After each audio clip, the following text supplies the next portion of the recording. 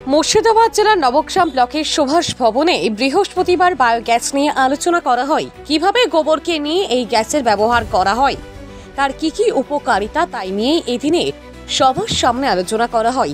এতে উপস্থিত মুর্শিদাবাদ জেলা পরিষদের সভাধিপতি রবিয়া সুলতানা, মুর্শিদাবাদ জেলা পরিষদের কৃষি ও সেচ কর্মাধ্যক্ষা অজিফা বেগম, নবগ্রাম বিধানসভার বিধায়ক কানাই চন্দ্র মণ্ডল, পঞ্চায়েত সমিতির সভাপতি রূপলাল মণ্ডল সহ আরো অনেকে।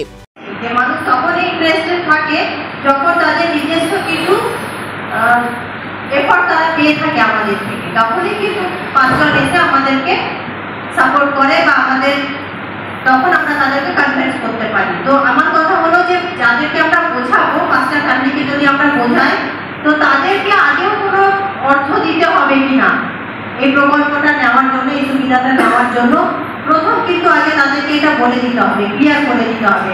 আগে সমস্তটা ডিসকাশন করে নিলাম, দিয়ে তারপরে বলবো আপনাদেরকে ফার্স্ট যখন আপনারা এই প্রকল্পটা সুবিধা নেবেন, প্রথমে ফার্স্ট টাইম আপনাদেরকে 2000 বা 5000 বা 4000 টাকা দিতে হবে, তখন কিন্তু তারা 2 স্টেপ পিছিয়ে যান।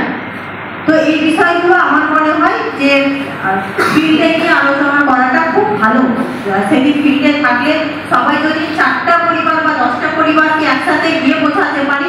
বলাই প্রামাণিকের রিপোর্ট, KTN বাংলা টিভি।